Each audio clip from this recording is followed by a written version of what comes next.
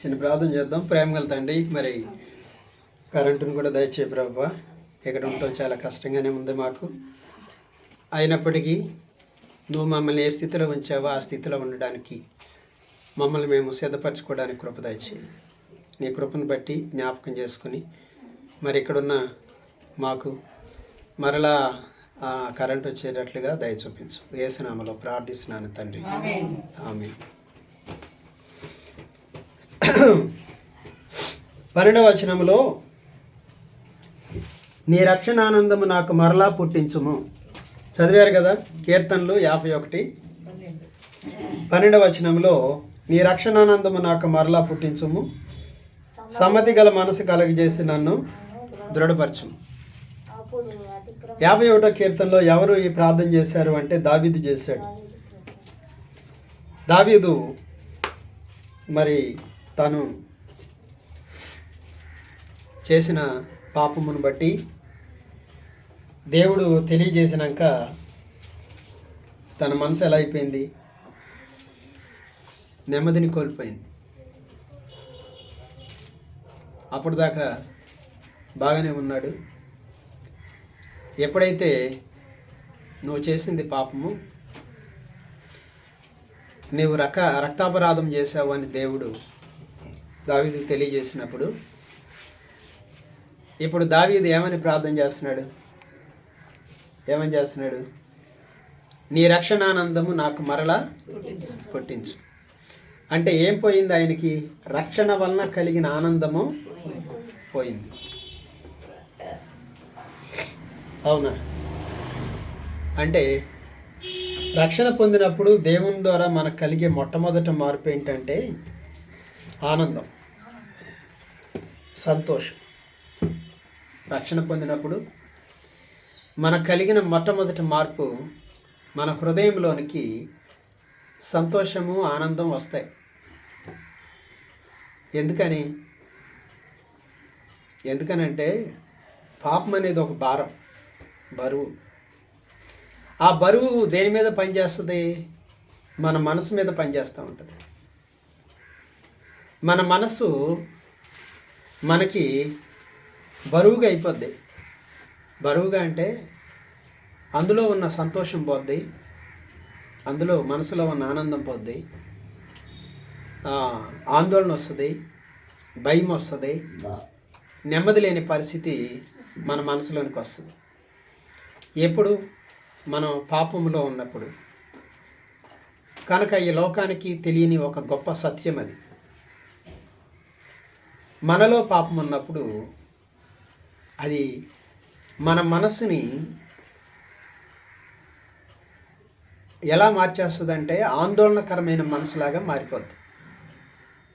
భయం వచ్చేస్తుంది, దిగులు వచ్చేస్తుంది, నెమ్మది కోల్పోతాం. కనుక దావీదుకు కూడా ఏం జరిగింది?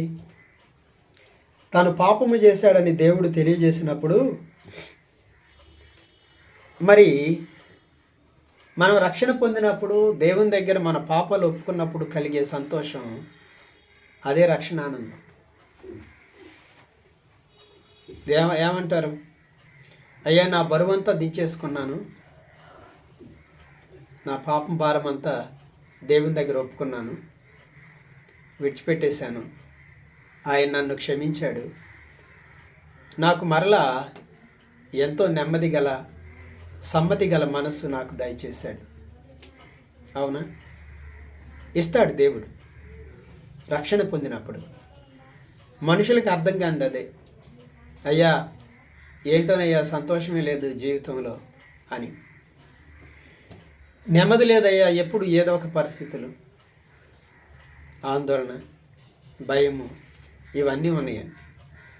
వీటన్నిటినీ మన మనస్సు ద్వారా మనకు తెలుస్తాయి. ఎలా తెలుస్తాయి చెప్పండి? పాపములో ఉన్నప్పుడు మన మనసే మనల్ని తరిమేస్తూ ఉంటుంది. మనకు అర్థం కాదు, మన మనసే తరిమేస్తూ ఉంటుంది.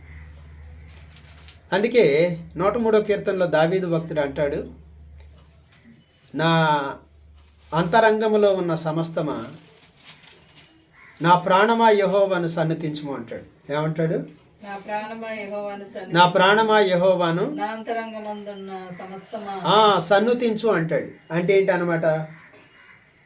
ప్రభువుని సన్నుతించు అని తన ప్రాణముతో ఎందుకు చెప్తున్నాడంటే, మన మనసు ఏం చేస్తుంది అంటే ఎప్పుడు ఏదో ఒక ఆందోళనలోనే ఉంటుంది, ఏదో ఒక భయంలోనే ఉంటుంది, చిన్నపిల్లల దగ్గర నుంచి పెద్దవాళ్ళ వరకు కూడా.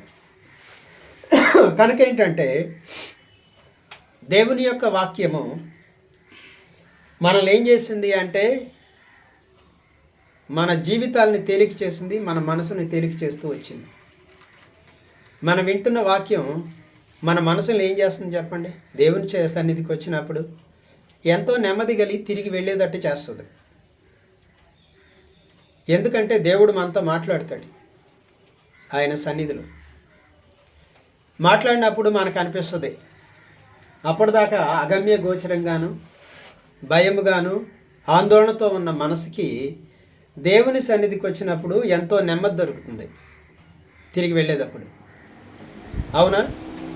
కనుక ఏంటంటే ఈ యొక్క ఉదయకాల సమయంలో ప్రభు మనకు కలగజేసిన, ప్రభు మనకిచ్చిన ఈ ఆనందం, ఈ సంతోషం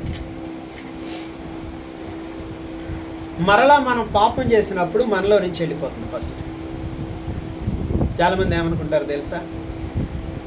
నేను ఒక తప్పు చేసినప్పుడు నాకేం నష్టం కలగలేదులే, నేను బాగానే ఉన్నానులే, ఏమీ పోగొట్టుకోలేదు అనుకుంటాం. ఏమనుకుంటాం?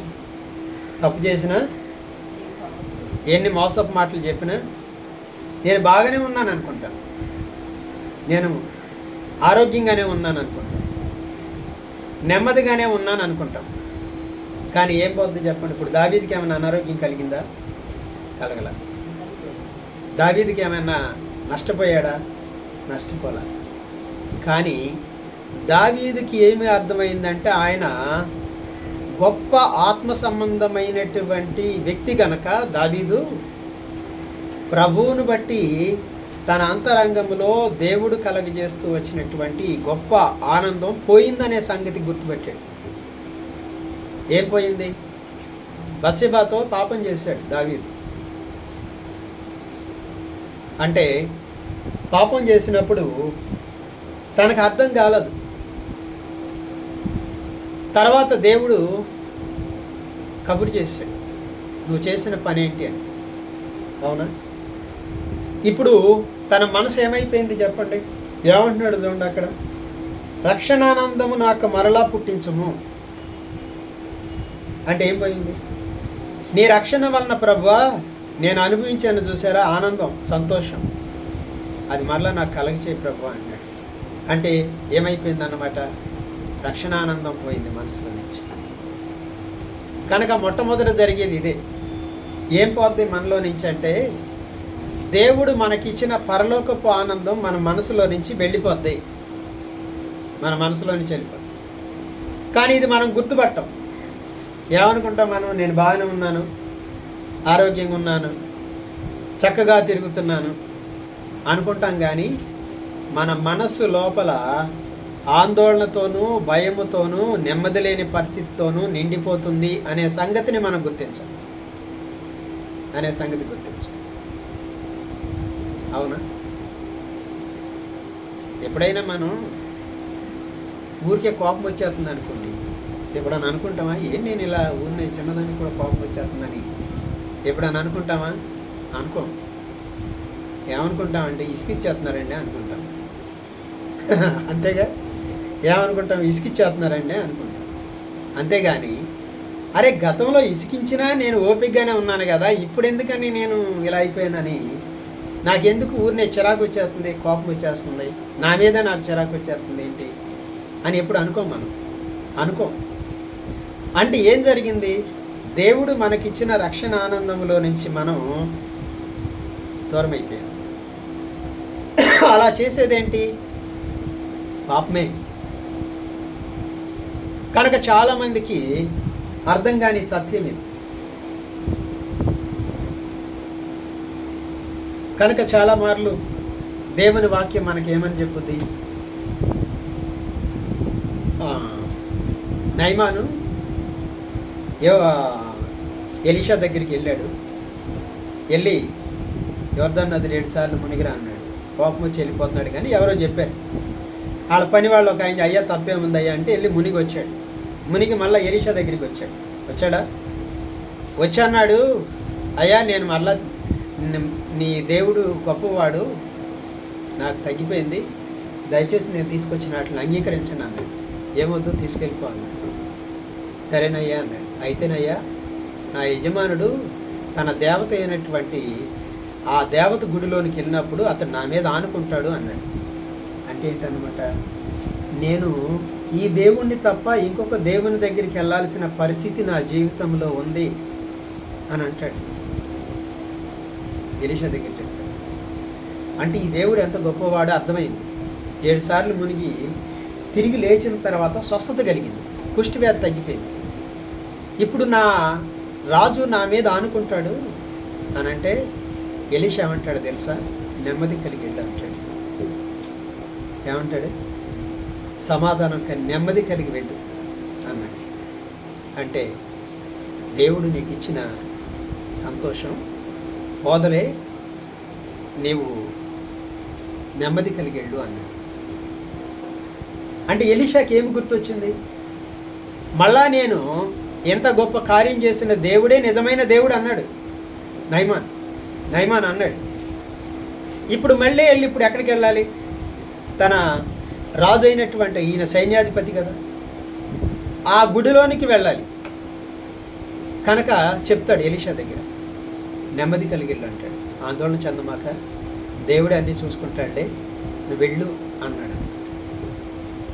అవును, కనుక దేవుని దగ్గర మనకు దొరికేది ఏంటంటే నెమ్మది, సంతోషం, సమాధానం. కానీ మన ఆశ అంతా ఏముంటుంది, ఈ భూ సంబంధమైన బంగారము, వెండి, సంపాదన, ధన ధాన్యాల మీదే ఉంటుంది మన మనసు. కానీ దేవా నెమ్మది గల మనసు నాకు ఇచ్చావు అని మనం దేవునికి కృతజ్ఞతాస్తుతులు చెల్లించడానికి ప్రతిరోజు మనం దేవునికి ఆరాధించవచ్చు అని.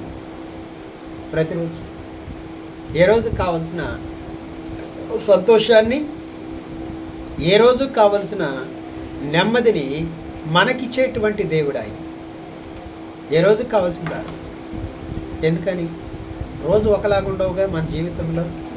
రెండవ రోజు ఏదో కష్టం వస్తుంది, అనారోగ్యం వస్తుంది, ఇబ్బందులు వస్తాయి. కానీ ఏ రోజు కావలసిన సమ్మతి గల మనస్సు దేవుడు మనకిచ్చి మనం ఆందోళన చెందకుండా బలపరిచి నడిపిస్తూ వచ్చినటువంటి దేవుడుగా ఆయన ఉన్నాడు. కనుక ప్రత్యక్షంగా ఇది నాకు కూడా అనుభవం, నా జీవితంలో కూడా నాకు ఈ అనుభవం. కనుక ఏంటంటే ఆయన ఏం చేస్తున్నాడు, మనం భయపడకుండా, ఆందోళన చెందకుండా సమ్మతి గల మనసు కలగజేశాడు. మనకేం కలగజేశాడండి, సమ్మతి గల మనస్సు. ఒక అతనికంట అనారోగ్యం బాగపోతే హాస్పిటల్కి వెళ్ళాడు. హాస్పిటల్కి వెళ్తే అతనికి నీకు ఎయిడ్స్ వ్యాధి ఉందని చెప్పారు. ఏ జబ్బు ఉంది? ఇక అతని మనసు ఎలా ఉంటుందో తెలుసా, అసలు ఇక అసలు పిచ్చెక్కిపోద్ది. అంతే, ఆ రోజుల్లో అలాగే ఉన్నారు. పిచ్చెక్కిపోద్ది. ఇంకేముందంటే నేను చచ్చిపోతాను, ఈ జబ్బు నాకు తగ్గదు అని తన మనసు అంతా కూడా పిచ్చెక్కిపోయి కొంతమంది ఏం చేశారు, ఆత్మహత్య చేసుకున్నారు. కొంతమంది ఇంటికి వచ్చి ఏం చేశారు, ఇంట్లో వాళ్ళని చంపేశారు. చాలామంది, ఒకళ్ళిద్దరు అట్లా చేశారు. నాకు చదివే పేపర్. అంటే వాళ్ళు ఏం చేస్తున్నారో వాళ్ళకే తెలియదు అన్నమాట. ఇక మైండ్ అంతా కూడా ఒక రకంగా అయిపోయింది.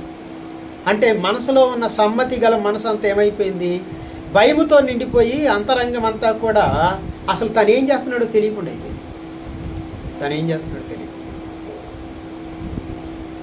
అంటే తన మనసు తన స్వాధీనంలో లేదు. అంతగా ఆందోళన చెంది చాలామంది అనుకున్నారు, నేను ఇంకా బతకడం వేస్ట్, దేవుని దగ్గరికి వెళ్ళి ప్రార్థన చేద్దాం అనుకుంటే దేవుడు వారితో మాట్లాడినప్పుడు వారికి ఏం కలిగిందో తెలుసా, మళ్ళా చచ్చిపోదామనే ఆలోచన వాళ్ళలోనికి రాల. ఏం కలిగింది, దేవుడు వారితో మాట్లాడిన వెంటనే వారి మనసులోనికి ఒక నూతనమైనటువంటి శక్తి, బలం వచ్చేసినాయి. జీవితం పట్ల నిరాశపోయి ఆశ చిగురించింది. వెంటనే ఆశ వచ్చేసింది మనసులోని. ఇంకెలా చేస్తాడు? అరే ఇదేంటి, నేను ఇలా అనుకున్నాను ఏంటి అనుకుంటాడు. నేనేంటి ఇలా అనుకున్నాను, చచ్చిపోదాం అనుకున్నాను అని చెప్పాను. కనుక ఒక దైవజనుడు దేవుని నమ్ముకోకముందు యేసు ప్రభు అంటే ఎవరో తెలియదు కానీ రాత్రి వెళ్ళిపోయి విషం తాగుదామని ఎక్కడికో అడవిలోకి వెళ్ళాడంట. అప్పుడు దేవుడు మాట్లాడి అన్నాడంట, నువ్వు ఇప్పుడు చనిపోతే ఎక్కడికి వెళ్తావో నీకు తెలుసా అన్నాడు. తిరిగి వచ్చేసాడు. అంటే ప్రాణం మీద ఏం కలిగింది? ఓ ఇలా చేయకూడదు నేను అని అప్పులైపోయినాయి ఏదో సంథింగ్. అప్పటికి దేవుని నమ్మకాలు. కనుక నువ్వు ఇలా గనక చనిపోతే ఎక్కడికి వెళ్తావో నువ్వు తెలుసా అని దేవుడు మాట్లాడట. ఆయన దేవుని సేవకుడయ్యాడు, చెప్పాడు తన సాక్ష్యం. కనుక ఇప్పుడు దావీదుకి అర్థమైంది. ఏం అర్థమైందంటే, సమ్మతి గల మనసు రక్షణానందము నాకు మరలా పుట్టించుము. అయ్యా నాలో నుంచి ఏం వెళ్ళిపోయింది? నేను పాపములు ఒప్పుకుని నీ దగ్గర విడుదల పొందినప్పుడు నాకు కలిగిన సంతోషం ఉంది చూసావా, నువ్వు నన్ను రక్షించినప్పుడు కలిగిన సంతోషం అదంతా కూడా వెళ్ళిపోయాయా. నా మనసు ఇప్పుడు ఎలా ఉందో నాకే అర్థం కావట్లేదు. నాలోనికి ఆందోళన, భయము అన్నీ వచ్చేస్తాయి. ఏం జరిగింది? ఆయన మనస్సు ఆయన స్వాధీనంలో ఉండకుండా వెళ్ళిపోయింది. అది ఆయన మనసు ఎవరి స్వాధీనంలో లేదు? ఆయన స్వాధీనంలో లేదు. అంతేగా. మనం కూడా కోపం వస్తే మన స్వాధీనంలో ఉంటుందా మనసు? అసలు ఏం మాట్లాడుతామో తెలియదు కోపం వస్తే. ఇక పరిధి దాటేస్తాం. కోపం వచ్చినప్పుడు పరిధిలో మాట్లాడితే పర్లా, అది ఎంతవరకు మాట్లాడాలో అంతవరకు మాట్లాడితే తప్పేం కాదు. అందుకే పౌలు గారు అన్నాడు, కోపపడుడి కానీ పాపం చేయొద్దండి. పౌలు గారు కాదు, కీర్తన. కోపపడుడి కానీ పాపము చేయకుడి అన్నాడు. కోపపడాలి. ఎందుకు కోపపడాలి? పిల్లలకి భయం చెప్పాలి. క్రమశిక్షణ లేనప్పుడు క్రమశిక్షణ నేర్పించాలి. కోపపడాలి. ఎలా కోపం ఉండాలి అంటే అది పాపము కాకూడదు. అంటే ఎలా పాపం అయిపోద్ది? మనసులో దురాలోచన పెట్టుకుని నేను కోపడ్డాను అనుకోండి, అది పాపం అవుతుంది. లేదు వీళ్ళు తప్పు చేస్తున్నారు, వీళ్ళు సరిగా లేరు, వీళ్ళకి గట్టిగా చెప్పాలి, వీళ్ళు నేను చెప్పే మాటల్ని నిర్లక్ష్యం చేస్తున్నారు అనుకుని కోపడటం అది ఎప్పటికీ పాపం కాదు. సరిదిద్దటం కోసం, సరిచేయటం కోసం, మన కుటుంబాన్ని కట్టుకోవడం కోసం, మన పిల్లలకి క్రమశిక్షణ నేర్పించటం కోసం, మన కుటుంబాన్ని క్రమమైన మార్గంలో నడిపించడానికి కోప్పడిపోవటం అనేది కరెక్ట్ కాదు. అసలు కోపడినంటే పిల్లలు పాడైపోతారు. కనుక ఏంటంటే మన మనసులో నుంచి ఎప్పుడైతే ఈ రక్షణ ఆనందము వెళ్ళిపోయిందో మన కోపం ఏమవుతుందంటే పరిధి దాటిపోతుంది.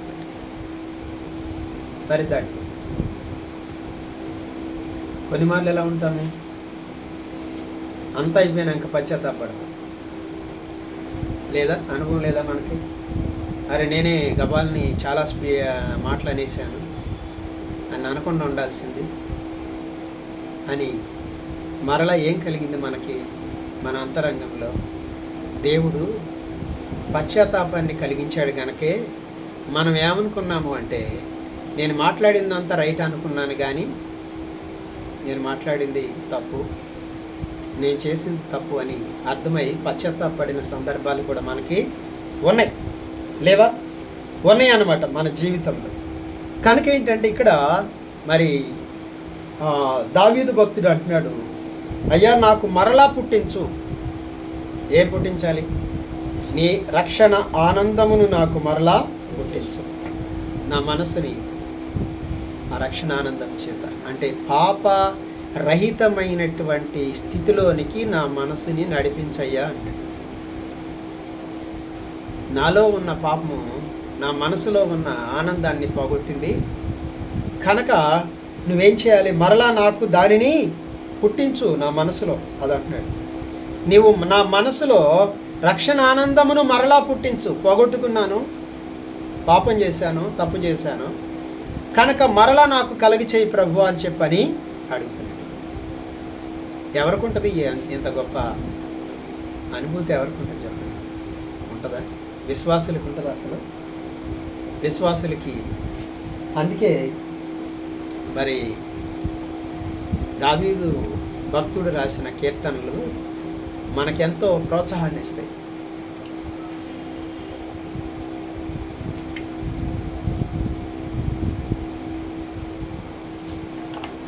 మనకెంతో ప్రోత్సాహాన్ని ఇస్తాయి. నేను ఎక్కువగా చదువుతున్నప్పుడు, అంటే నిజంగా చెప్పాలంటే బైబిల్లో దావీదు భక్తుడు అంటే నాకు చాలా ఇష్టం. గొప్ప దైవజనుడు. ఆయన కీర్తనలు చదువుతున్నప్పుడు అస్సలు నిజంగా భక్తి జీవితం అంటే ఎలా ఉంటుందా, ఎక్కడా నేను చూడలేదు కదా అనిపిస్తుంది. ఏమంటాడో తెలుసా? నాకంటే యోగ్యులైన వారిని నేను ఎన్నడూ అవమానించకుండా నన్ను ఆపు ప్రభు అంటాడు. మాట్లాడు. ఎవరు పెడితే వాళ్ళని ఏది పెడితే అది మాట్లాడే స్వభావం ఉంది మనది. ఆయన అంటాడు, నాకంటే యోగ్యులైన వారిని ఎన్నడూ అవమానపరచకుండా నన్ను ఆపు ప్రభు అంటాడు. అంటే నాకు తెలియకుండా చేసేస్తానండి, నా బుద్ధిహీనత నాకు తెలుసు ప్రభు అంటాడు. ఎవరనుకుంటారు? మనుషులు ఏం చేస్తారు? తప్పు చేసామంటారు, తొందరగా అబద్ధం చెప్పేస్తారు.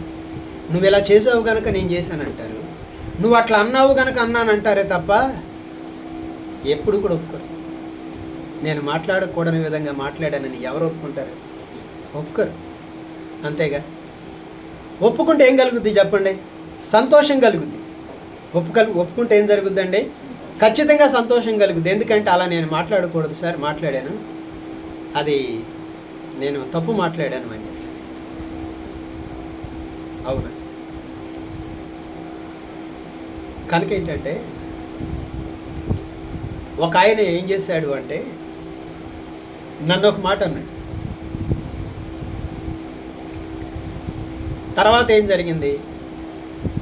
ఆయన ఏం మాట్లాడాడు అది నాకు తెలిసింది. నేను వచ్చి ఎవరి దగ్గర చెప్పాడు వాళ్ళ దగ్గర అంటే ఆయన కోపం వచ్చింది. ఆయనకేమొచ్చింది? కోపం వచ్చి, మీరేంటండి వాళ్ళ ముందు నన్ను, పిల్లల ముందు నన్ను అట్లా చిన్నబుచ్చారు అని. మీరు ఏంటి అలా మాట్లాడుతున్నారు అయ్యి అన్నాడు. అంతకుముందు మీరేం మాట్లాడారు అన్నాను. మీరు ఎక్కడ మాట్లాడారో గుర్తు చేసుకున్నారు. ఆయన తను మాట్లాడిన తప్పు అర్థమైంది కనుక ఇంకేమనలేదు.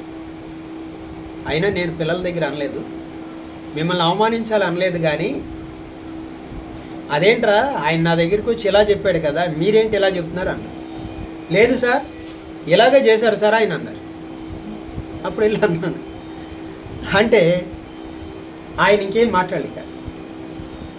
కనుక ఏంటంటే మనము మన తప్పుని ఒప్పుకోవటం వలన రక్షణ ఆనందం మనలో నుంచి పోకుండా ఉంటుంది, ఎప్పటికీ పోకుండా. మన అపరాధములను దేవుని దగ్గర ఒప్పుకోవటం ద్వారా మనకు విడుదల కలుగుతుంది. ఈ భూమి మీద ఎవరికంటే కూడా సంతోషము కలిగిన వారిగా దేవుడు మనల్ని ఉంచుతాడు. అదే కదా బైబిల్ సత్యం ఏంటి చెప్పండి? తన అపరాధములను ఒప్పుకొని విడిచిపెట్టువాడు కనికరం పొందుతాడు. అవునా కదా? మన అపరాధాలని దేవుని దగ్గర ఒప్పుకుంటే ఏమవుద్దంట? ఒప్పుకుని విడిచిపెడితే కనికరం పొందుతాడు. కనికరం కలుగుద్ది దేవునికి మన పట్ల. మరలా మనకి దేవుని యొక్క రక్షణ ఆనందం మనలోనికి వచ్చేస్తుంది, ఆనందం వచ్చేస్తుంది. అవునా? దేవుడు ఎంత గొప్పవాడో చెప్పనా? దావీదు తప్పుని ఎలా చెప్పాడో చెప్పనా? నిజంగా ఆయన మహాజ్ఞాని. ఆయన జ్ఞానాన్ని అర్థం చేసుకోవటం మన వల్ల కాదు కనుక ఏమని చెప్పవచ్చు ఆయన దగ్గరికి వెళ్ళి మనం సొంకరలాగా, అయ్యా పాపినైనా నన్ను కరుణించు అని తప్ప ఇంకేం చెప్పలేదు. ఏం చెప్పగలం? దేవుని దగ్గరికి వెళ్ళి ఏది మాట్లాడినా తప్పు అవుతుంది దేవుని దగ్గర, తెలుసా? నేను ప్రభువా ఇలాంటి వాడిని అని చెప్తే నీలో 100 లోపాలు చూపించగలిగిన దేవుడు ఆయన. అది మనలో 1000 లోపాలు చూపించగలిగిన దేవుడు ఆయన. కనుక ఆయన దగ్గరికి వెళ్ళిపోయి, ప్రభువా నేను అతని కంటే ఎంత గొప్పవాడిని అని చెప్పుకోవడానికి అర్హత లేదు. అందుకే ఆయన దగ్గరికి వెళ్ళినప్పుడు మనం చెప్పాల్సిన ఒకే ఒక మాట ఏంటంటే, ఏంటది? కనుక మనం చెప్పాల్సిన మాట ఏంటంటే, పాపినైన నన్ను కరుణించు అని ఎవరు చెప్పారు? సుంకరి. ఎవరు చెప్పారు? అప్పుడంట పరిసయుడు సుంకరి ఇద్దరు ప్రార్థన చేస్తానంట. సుంకరి చేసిన ప్రార్థన అంగీకరించాడంట. అది అతని ప్రార్థన అంగీకరించబడింది. ఎందుకని? దేవుని దగ్గరికి వెళ్ళి పరిసయుడు వెళ్ళి నేను సంవత్సరం నెలకి లేకపోతే వారానికి 3 సార్లు ఉపవాసం ఉంటున్నాను, అలా ఉంటున్నాను, ఇలా ఉంటున్నాను అంటున్నాడు.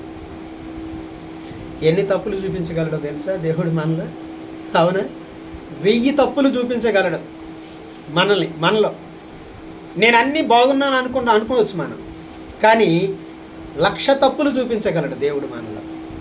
కనుక దేవుని దగ్గర మనకి ఇచ్చిన ఈ రక్షణని పోగొట్టుకోకుండా ఎలా కాపాడుకోవాలనేదే మన ప్రయాస అయి ఉండాలి. అంతే తప్ప నేను వాళ్ళకంటే గొప్పవాడిని గనక అనుకోవటానికి లేదు. ఆమె కంటే నేను గొప్పవాడిని ఎక్కడ అనుకోకూడదు, దేవుని దగ్గర ఎప్పుడు కూడా అనుకోకూడదు. అవునా? కనుక ఏంటంటే మనకి దేవుడిచ్చినటువంటి సమ్మతి గల మనసు ఏం చేసింది? దేవుని కోసము ఎన్నో కష్టాలు పడడానికి పౌలుని సిద్ధపరిచింది. పౌలు ఎలా సిద్ధపడ్డాడు? ఎన్నో కష్టాలు అనుభవించడానికి కారణం ఏంటంటే దేవుడు తన అంతరంగానికి ఇచ్చినటువంటి రక్షణ ఆనందము. ఈ ఆనందముని కొరకై అన్నిటినీ విడిచిపెట్టి. అవునా? ఒకసారి చూడండి, హెబ్రీ పత్రిక 12వ అధ్యాయం 1వ వచనం చూడండి. హెబ్రీ పత్రిక 12వ అధ్యాయం 1వ వచనం.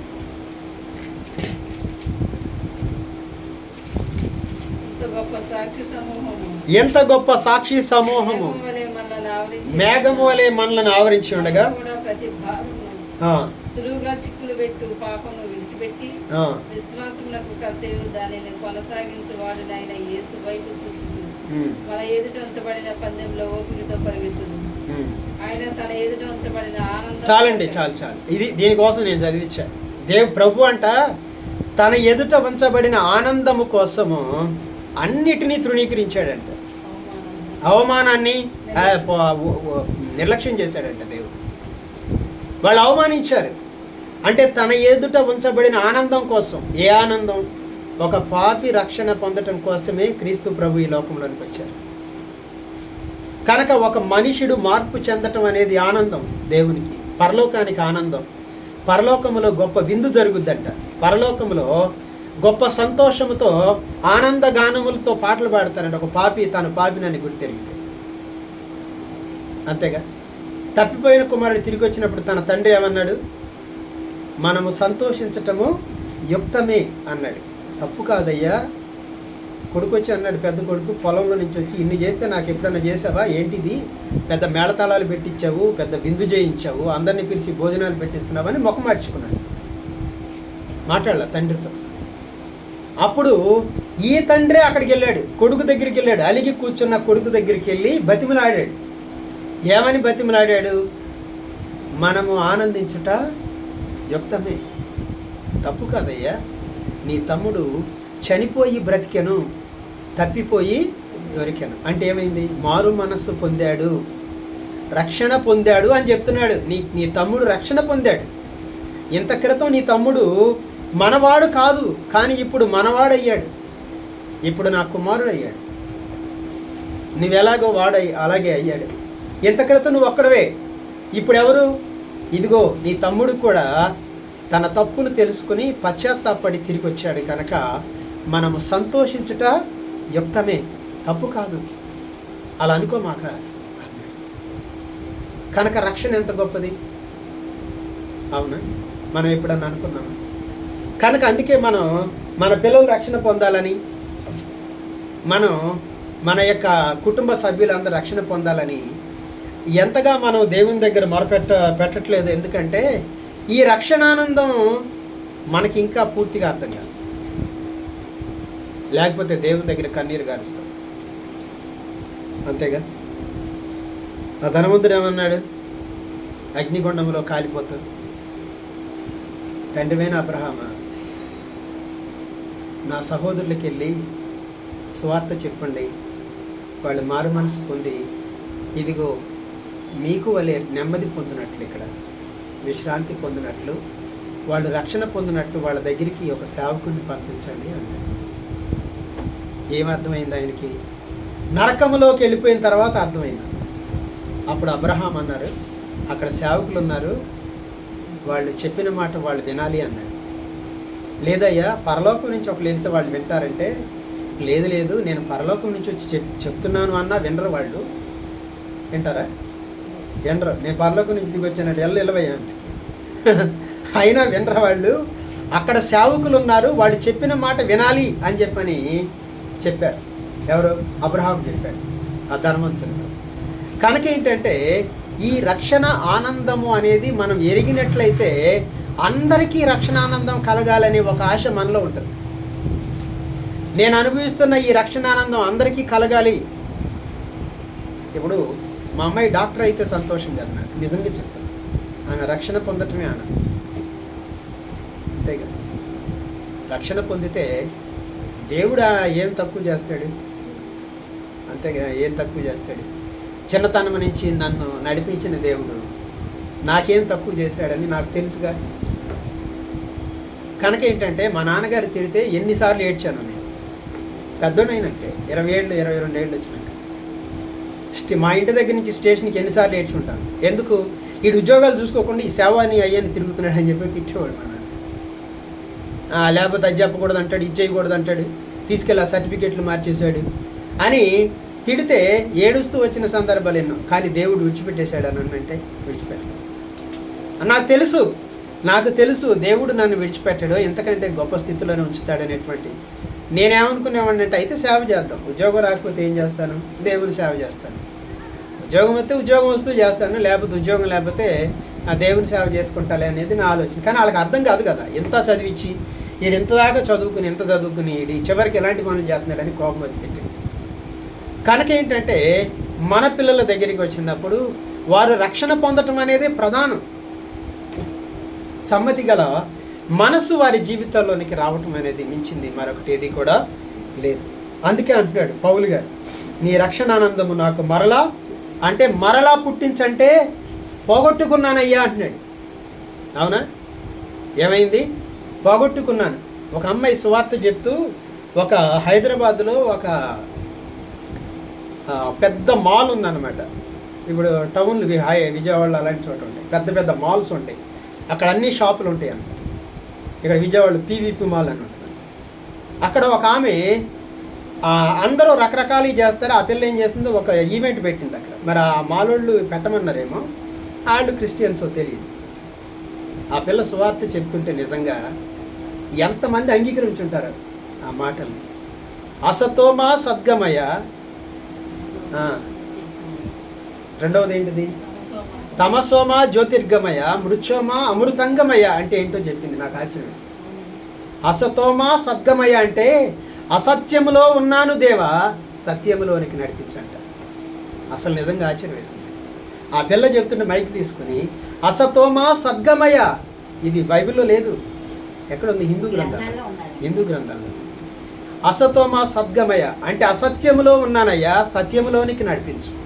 ఎవరు చెప్పారు? ప్రభు, నేనే సత్యమును నేనే జీవమును అన్నారు. మిమ్మల్ని సర్వసత్యములోనికి నడిపించడానికి వచ్చాను. కనుక ఆ పిల్ల చెప్పింది, అసతోమ సద్గమయ, అసత్యములో ఉన్నానయ్యా, సత్యములోనికి నడిపించు. తమసోమ జ్యోతిర్గమయ, ఎలా ఉన్నాను? అంధకారములో చీకటిలో ఉన్నానయ్యా, జ్యోతిర్గమయ, వెలుగులోనికి నడిపించు. దేవుడు ఏమన్నారు? వెలుగులోనికి నడిపించడానికి వచ్చాను.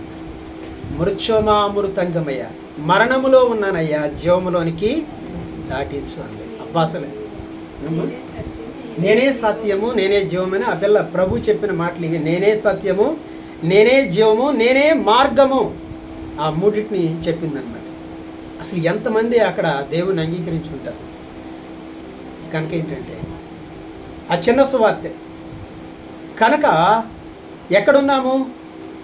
అసతోమ సద్గమయ, అసత్యములో ఉన్నానయ్యా, సత్యములోనికి నడిపించు. తమసోమ జ్యోతిర్గమయ, చీకటిలో ఉన్నానయ్యా, వెలుగులోకి నడిపించు. మృత్యోమ అమృతంగయ్య, మరణించి ఉన్నానయ్యా, జీవములోనికి నన్ను బ్రతికించు. ఎవరు దీన్ని చెప్పింది? ప్రభువే చెప్పారు. నేను మిమ్మల్ని బ్రతికించడానికి వచ్చాను, మీకు జీవం ఇవ్వడానికి, అది సమృద్ధిగా కలగడానికి, మరణములో ఉన్న మీకు జీవము కలగటానికే నేను వచ్చాను. గొర్రెలకు జీవము కలగడానికి. యోహాను సువార్త 12:12. గొర్రెలకు ఏం కలగటానికి వచ్చాను?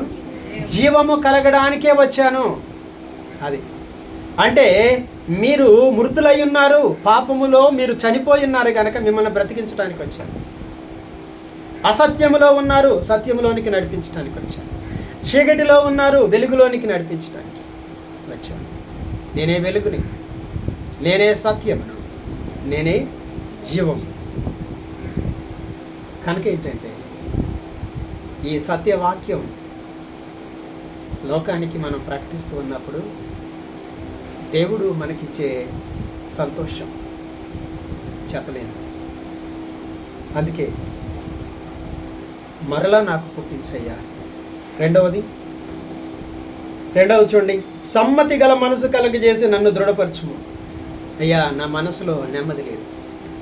ఏమి లేదు? అంతా పోయిందయ్యా, నెమ్మది లేదు. ఇప్పుడు నాలోనికి భయం వచ్చేసింది, ఆందోళన వచ్చేసింది. కనుక నా మనసుని నువ్వు సమ్మతి పరిస్తే తప్ప నా మనసు సమ్మతి పొందలేదు అని అంటున్నాడు. అని చివరిగా ఏం చెప్పాడు నేను చూసి ముగిస్తాను. చూడండి, 3 మాటలు చెప్తాను. అక్కడ 13వ వచనం చూడండి. సమ్మతి గల మనసు కలిగజేసి నన్ను దృఢపరచుము. ఏం చేయాలంట? దృఢపరచుము. దృఢమైన వాళ్ళు ఎలా ఉంటారు? వాళ్ళు తిట్టినా భయపడం. నువ్వు పాపివి, నువ్వు దొంగోడివి అన్న భయపడతామా? అవునా? ఏమిచ్చాడు దేవుడు? మన సమ్మతి గల మనసుకు. నేను దొంగని కాదు, ఇప్పుడు వాళ్ళంటే దొంగని అవుతాను అనుకుంటాను. ఎంత దృఢమైన మనసు. ఒక భర్త, నువ్వు గుడికి వెళ్తున్నావు, నువ్వు అంత పనికి మంది లేదు అన్నాడు అనుకోండి, భయపడద్దా? నిజంగా మారు మనసు పొందినామైతే భయపడదు. దృఢమైనటువంటి మా సమ్మతి గల మనసు ఇచ్చాడు, ఆందోళన చెందదు, తిరిగి అనదన్నమాట. అదే లేని వాళ్ళు అయితే ఏమంటారు? నువ్వు అంతకంటే పాపి అని చెప్పానంట. అంటే దావీదు భక్తుడు అంటున్నాడు, సమ్మతి గల మనసు కలగజేసి నన్ను, అంటే నా మనసుని నువ్వు సమ్మతికి పరిస్తే నేను లోకములో ఎన్ని కష్టాలు నేను జయిస్తా. అది ఎన్ని కష్టాలు వచ్చినా ప్రభువా నేను జయిస్తాను, నన్ను దృఢపరచు. నా మనసు ఆందోళన చెంది వాళ్ళన్న మాటలకి భయపడి తిరిగి నేను ఎందుకు మాట్లాడతాం మనం తెలుసా? వాళ్ళు నన్ను తిట్టారంటే అందరూ ఏమనుకుంటారని భయపడి, చూసే వాళ్ళందరూ ఏమనుకుంటారంటే అలాంటి మాట మాట్లాడినారు. మా సేవకుడు అన్నారంటే వాళ్ళ మామగారితో అలావిడితో ఆయనతో చెప్పారంటే, ఏమని? మీ నాన్న అలా మాట్లాడితే సంఘంలో ఏమనుకుంటారు? సహజంగా మామగారులు ఏమంటారు? ఏదో ఒకటి అల్లుడి మీద అనకుండా ఉండరు, అత్తగారు మామగారు అంటే. అవునా? కనుక వాళ్ళని ఆపటం కోసం, వాళ్ళ నోరుని ఆపటం కోసం భార్యను ఉపయోగిస్తారు చాలామంది. అంతేగా, నువ్వు చెప్పాముకి ఏం మాట్లాడుతుందో తెలియదు అందరి ముందు. కనుక ఏంటంటే నేను ఎప్పుడు చెప్పలేదు నాకు, ఎవరికి చెప్పలేదు ఎప్పుడు. వాళ్ళు ఏమన్నా చెప్పలేదు, నేను ఆమెకి ఎందుకు నువ్వు చెప్పు, నువ్వు అలా అనొద్దని చెప్పు, అందరి ముందు అంటే ఏమవుద్దని చెప్పని అనుకొని ఏమవుద్దు నాకు అనుకుంటాను. అవునా? అంత దృఢమైన మనసు దేవుడు నాకు ఇచ్చాడు కనుక నేను ఎప్పుడు ఎవరికి చెప్పలే. నా గురించి ఎలా అనొద్దంటే అన్న వాళ్ళని అనుకొని ఇంకేం చేయగలం? మనం వెళ్ళి ఆనదెట్టాలి. తిట్టే ఏమవుద్ది? మన మనసులో ఉన్న సంతోషం పోద్ది. ఏమైపోద్ది? నా మనసు ఆందోళనకి వెళ్ళిపోద్ది, నా మనసులోనికి దృఢత్వం పోద్ది, నా మనసులో ఉన్న సంతోషం పోద్ది, నెమ్మది పోద్దాను. కనుక ఏంటంటే ఎందుకు మనం పోగొట్టుకోవాలి రక్షణానందాన్ని? కనుక ఏంటంటే సమ్మతి గల మనసు కలుగజేసి నన్ను దృఢపరచయ్యా అని ప్రార్థన చేస్తున్నాడు దావీదు. దృఢపరచు.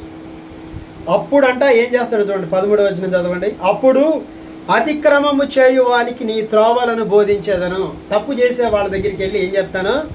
అయ్యా, ఆ మార్గంలో వెళ్ళమాక అని నీ త్రోవల గురించి వాళ్ళకి బోధిస్తానయ్యా అన్నాడు. అర్థమైందా మీకు? ఇతరులకి బోధించే శక్తి నాలోనికి వస్తుంది. అప్పుడు ఇతరులకి నీతి మార్గమును గురించి బోధించగలిగిన సామర్థ్యం నాలోనికి వస్తుందయ్యా అంటాడు. అది అతిక్రమము చేయు వారికి నీ త్రోవలను బోధించేదను. బోధిస్తా వాళ్ళకి. ఇప్పుడు చేయలేకపోతున్నాను. ఎందుకని? నేనే అపరాధిగా అయిపోయాను, పాపం చేశాను. అవునా? దేవుని కోపం ఎక్కడొచ్చిందో తెలుసా? బత్షెబా యొక్క భర్తని యుద్ధములో ముందు పెట్టి అతడు హతమవునట్లు చెయ్యి అని చెప్పని సైన్యాధికారికి ఉత్తరం పంపించాడు దావీదు. అది దేవునికి తీవ్రమైన కోపానికి కారణం. బత్షెబాతో పాపం చేశాడు. బత్షెబా అంత అందగత్తి బహుశా ఎవరు ఉండరు అనుకుంటా ఆ రోజుల్లో. ఆయన మెద్ది మీద తిరుగుతున్నాడు అటు ఇటు. ఆమె తన స్నానాల దొడ్లో స్నానం చేస్తున్నప్పుడు చూసి ఆమెను పిలిపించాడు. కనుక ఏంటంటే ఇప్పుడు ఆమెను తన భార్యగా చేసుకోవడానికి పిలిపిస్తాడు. ఎవరిని? బత్షెబా భర్తనే పిలిపిస్తాడు. పిలిపించి ఈ రాత్రి నువ్వు ఇంటికి వెళ్ళు అంటాడు. కానీ అతడు ఎంత గొప్పవాడో తెలుసా? సైన్యం అంతా యుద్ధంలో ఉన్నప్పుడు నేను వెళ్ళి నా భార్య దగ్గర ఉండటం సరైంది కాదని ఇక్కడే ఉన్నానయ్యా అంటాడు. నువ్వు ఇంటికి వెళ్ళదా అంటాడు. నువ్వు ఇంటికి వెళ్ళని పలహారం పంపిస్తాడు. కానీ అక్కడే పడుకుని ఉంటాడు. నైట్ తెల్లారి చూస్తే ఏంటి నువ్వు ఇక్కడే ఉన్నావా అంటాడు. ఏంటన్నా కనుక ఇక్కడే ఉన్నావా అంటే అసలు ఆ మాటకి దావీదుకి ఏడుపు వచ్చేయాలి. ఏమన్నాడు? జీవము గల దేవుని సైన్యము యుద్ధంలో ఉంటే నేను ఎలా వెళ్తానయ్యా ఇంటికి అంటాడు. ఇంటికి వెళ్ళి ఎలా వెళ్ళగలను అంటే చేయాలి నిజంగా దావీదు. ఎంత గొప్పవాడివా నువ్వు అని. ఇంటికి వెళ్ళమంటే వెళ్ళాలి. కానీ అదే వ్యక్తికి ఏమైనా ఉత్తరం రాశాడు తెలుసా? ఇతన్ని యుద్ధంలో ముందు పెట్టి ఇతడు హతమవునట్లు చెయ్యి అని దావీదు ఉత్తరం రాసి ఆయన చేతికిచ్చి ఇది నువ్వు వెళ్ళి సైన్యాధికారి అయిన యోవాబుకి ఇవ్వు అంటాడు. తన మరణ శాసనాన్ని తనే మోసుకెళ్ళాడు. అదే పని చేశాడు యోవాబు. అదే పని చేశాడు, చనిపోయాడు. అప్పుడు ఈమెను భార్యగా తెచ్చుకున్నాడు. ఎంత ఉందో తెలుసా? దేవుడు అన్నాడు 5 శిక్షలు ప్రకటించాడు దావీదుకి. చాలామందికి తెలియదు. ఏం తెలుసా? దావీదు పాపం చేశాను దేవుడు క్షమించను అంటారు. కాదు, 5 శిక్షలు ప్రకటించాడు దేవుడు. ఇంక అక్కడి నుంచి దావీదు జీవితంలో కష్టాలు ప్రారంభమయ్యాయి. ఎన్ని కష్టాలు పడ్డాడు. అబ్షాలోమి తరిమేశాడా? సైన్య రాజుగా ఉండకుండా కొడుకు తిరుగుబాటు చేశాడు. అరణ్యంలోనికి పారిపోయాడు. ఇంకా చాలా జరిగినాయి. అవన్నీ ఇప్పుడు వద్దులేండి. కనుక ఏంటంటే చాలామందికి ఏం తెలుసు అంటే దావీదు పాపం చేశాను దేవుడు క్షమించినంటే చాలామంది ఏమనుకుంటారు? పాపం చేయొచ్చు అన్నమాట, దేవుడు క్షమిస్తాడు అంతేగా. కానీ దేవుడు 5 శిక్షలు ప్రకటించాడు. కనుక ఇప్పుడు అంటున్నాడు, ఏడుస్తున్నాడు. ఏమంటున్నాడు? అప్పుడు అతిక్రమములు చేయు వారికి నీ త్రోవలను బోధించదను. అంటే అతిక్రమం చేసే వాళ్ళకి నీ త్రోవలు బోధించే మనసు నాలోనికి వస్తుందయ్యా, నువ్వు సమ్మతి గల మనసు కలెక్ట్ చేస్తాను. ఇప్పుడు దేవుడు నాకు వాక్యం ఇవ్వకపోతే నేను ఎంతో కాలం వాక్యం చెప్పలేను. నేను చదువుకున్నాడు, వాక్యం చదువుతాడు, చెప్తాడంటే అది అలా చెప్పేది కాదు దేవుని వాక్యం. దేవుడు నాకు వాక్యం ఇవ్వయ్యా, నాకు వాక్యం ఇస్తే నేను చెప్తాను. నేను నా మాటకి నా నోటికి నువ్వు మాటలు అందిస్తేనే చెప్పగలను, కానీ చెప్పలేనయ్యా అంటే తప్ప చెప్పలేము అనుకుంటున్నాను. కనుక ఏంటంటే దేవుని ఎదుట మనం ఆయన దగ్గర అడిగి పొందే వాళ్ళంగా ఉండాలి అంటే ఏముండాలి? అడగటానికి కావలసిన సమ్మతి గల మనసు మనలో ఉండాలి. ప్రభువా, ఈ పని నాకు అప్పగించావు కదా, ఈ పనిలో నేను ఏదో సోమరిపోతులాగా అయిపోకుండా నన్ను నిలబెట్టు అని ప్రార్థన చేస్తే తప్ప దేవుడు వాక్యం మనకి ఇవ్వడు. అంటే అనకూడదు, కానీ చాలా చోట్ల మనం వాక్యం వేసుకుంటాము. వాక్యానికి బదులుగా ఏమొస్తాయి? ఏయో మాట్లాడేసేస్తారు. మొత్తం గంట అంతా ఏమైపోద్ది? ఎవరో ఒకరి మీద మాట్లాడేసేస్తారు. ఏదో అందరూ లేట్ అవుతున్నారు మీరు అని. ఇక ఆ రోజు ప్రసంగం అంతా అదే ఉంటుంది. అవునా? అది కాదుగా వాక్యం, వాటి గురించి కాదు. కనుక ఏంటంటే అంటున్నాడు, అప్పుడు నీవు నాకు సమ్మతి గల మనసు కలుగజేసి నన్ను దృఢపరచము, అప్పుడు అతిక్రమం చేయు వారికి నీ త్రోవలను బోధిస్తా. అప్పుడు కానీ నా మనసులో నెమ్మది వస్తే తప్ప నేను వారికి చెప్పలేను. లేకపోతే నా మనసు ఏమంటుంది? నన్ను నువ్వా బోధించేది, నీకు అర్హత ఉందా అని నా మనసే నన్ను ప్రశ్నిస్తుంది. అంతేగా, ప్రశ్నిస్తుంది. నువ్వే చేసి వచ్చి ఇక్కడ ఏం చెప్తున్నావు నువ్వు అంటది. మన మనసు ఎలాంటిది తెలుసా? మనల్ని ప్రశ్నిస్తుంది, మనల్ని అడుగుద్ది. మన మనస్సాక్షి మన మీద దోషారోపణ చేస్తుంది. అబద్ధాలు చెప్పొద్దని చెప్తావు, ఎన్ని అబద్ధాలు చెప్తావు నువ్వు అని మన మనసు మన మీద దోషారోపణ చేస్తుంది. అవును. కనుక అంటున్నాడు, బోధించడానికి కావలసిన శక్తి నాకు వస్తుందయ్యా, సమ్మతి గల మనసు కలగ చేయాలి. అప్పుడు పాపులు నీ తట్టు తిరుగుదురు. దేవా నా రక్షణకర్త యగు దేవా, రక్తాపరాధము నుండి నన్ను విడిపించు అంటాడు. అంటే బోధించడానికి కావలసిన సామర్థ్యం నీవు నాకు సమ్మతి గల మనసు కలగజేస్తే నేను చెప్పగలను. రెండవ చూద్దాం, 14 చివరి మాట. అప్పుడు నా నాలుక నీతిని గూర్చి ఉత్సాహగానము. అబ్బా, ఎన్ని కీర్తనలు పాడుద్దోనయ్యా, ఎంత ఆనందంగా పాటలు పాడతాను నీ గురించి, నిన్ను స్తుతిస్తూ. అనేక మంది ఎదుట నా నాలుక నీ నీతిని గురించి ఉత్సాహగానము చేస్తుందయ్యా. ఎన్ని కీర్తనలు రాశాడో తెలుసా దావీదు? గోళ్ళని.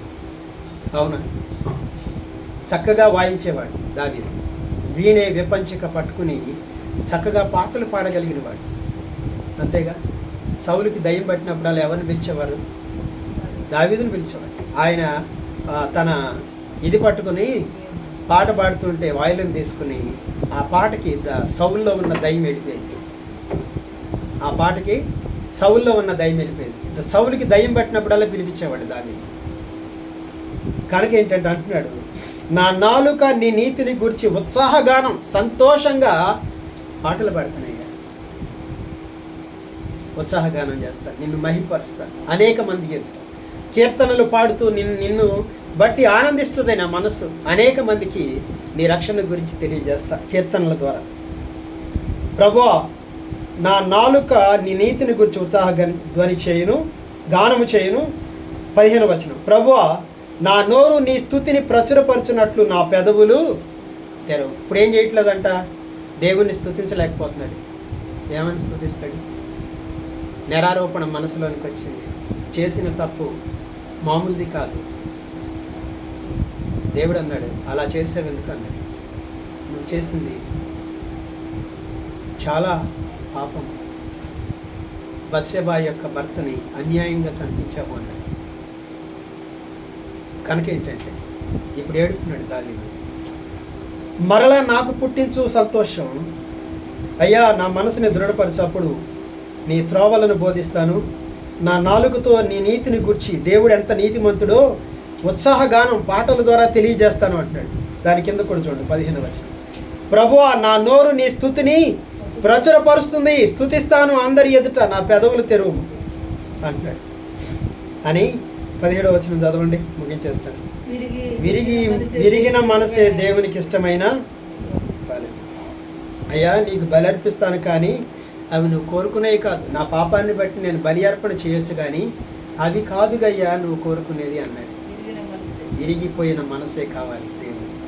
అంతేగా, ఆ రోజుల్లో దేవుడు ఏమన్నాడు, పాపం చేస్తే మీరు ఒక మేకనో గొర్రెనో తీసుకొచ్చి బలి అర్పణ చేయమంటే అప్పుడు మీ పాపమునకు పరిహారము కలుగుద్దంటే, దావీదు అంటున్నాడు, నువ్వు బలిని కోరువాడవు కావు, కోరిన ఎడల నేను నీకు అర్పిస్తాను.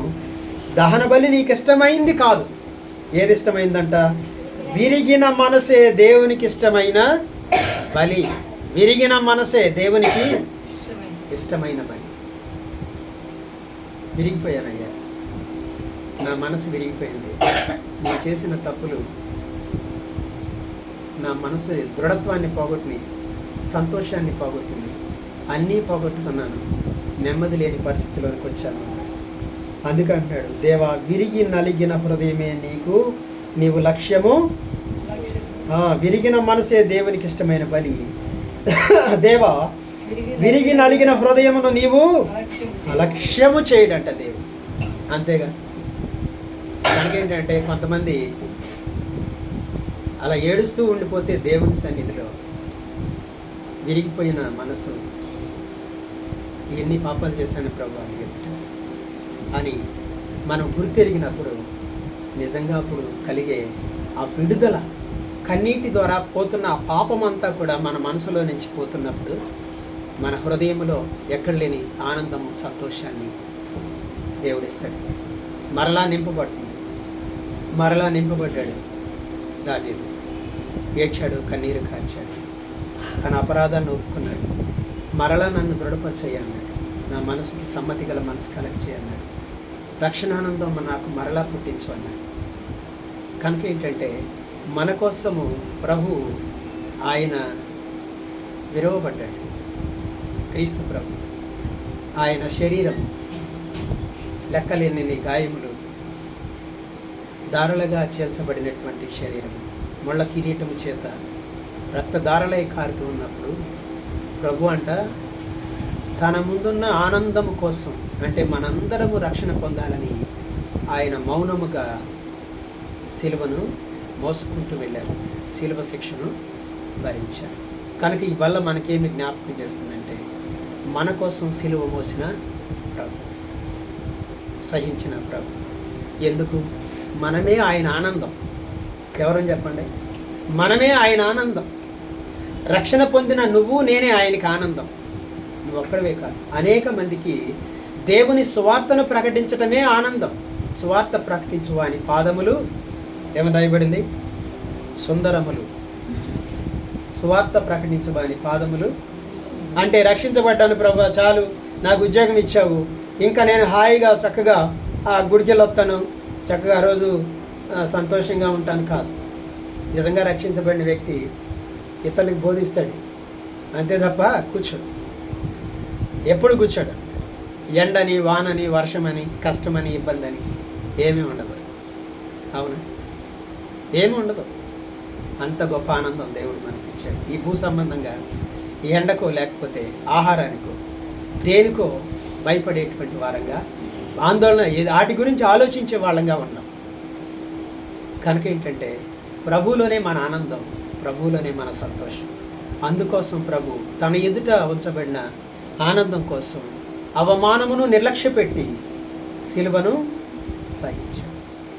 కనుక ఆ రీతిగా మన యొక్క జీవితాల్లో దేవుని కోసం దేవుడు మనకిచ్చిన రక్షణ ఆనందాన్ని కాపాడుకుంటూ అనేక మందికి కూడా ఈ రక్షణ ఆనందాన్ని గురించి తెలియజేస్తూ వారి నిమిత్తమై ప్రార్థిస్తూ ముందుకు సాగిపోవలసినటువంటి వారమే. మనం ప్రకటించలేకపోవచ్చు, కానీ ప్రార్థించవచ్చు. ప్రార్థించవచ్చా? ప్రార్థించకూడదా? ప్రార్థించవచ్చు. ప్రభు వాళ్ళు రక్షణ పొందాలి, సహాయం చేయ ప్రభు, వాళ్ళు రక్షణ పొందాలి. కానీ నేటి క్రైస్తవులు ఎలా ఉన్నారో తెలుసా? ఎలా ఉన్నారు? అస్సలు భారమే లేదు. ఇంకోటి వాళ్ళు వస్తేనండి మా గురించి ఏదో చెప్తారని భయ తెలుసా? చాలా సంఘాలు వాళ్ళు మా గురించి చెప్తారని, అది చెప్తారని. లేదయ్యా, వాళ్ళు రక్షణ పొందితే చాలు, చెప్పుకొని ఏమవుతుంది? ఏం చెప్తారు? నిజంగా రక్షణ పొందితే ఏం చెప్పరు? ఏమైనా చెప్తారా? ఏం చెప్పగలరు? చెప్తే మాత్రం ఏమవుద్ది? మన ఆనందాన్ని తీసేయగలరా? మనం పొందిన సంతోషం మనలో నుంచి పోతుందా? పోగొట్టుకున్నాము అంటే మనం సరైన రక్షణ అనుభవంలోనికి రాలేదు అని దేవుని వాక్యం మనకి సెలవిస్తుంది. కనుక మనం ప్రభు వల్ల పాలు పొందుదాం. ప్రభు మనల్ని ఎప్పుడు బలపరుస్తాడు, ఎప్పుడు బలపరుస్తాడు. నువ్వు సువార్త ప్రకటిస్తే, నువ్వు ప్రార్థించే దానిపై ఉంటే నిన్ను బలపరచడానికి దేవుడు ఎల్లప్పుడూ కూడా సిద్ధంగా ఉంటాడు. ప్రార్థన చేసుకుందాం, మోకరిద్దాం.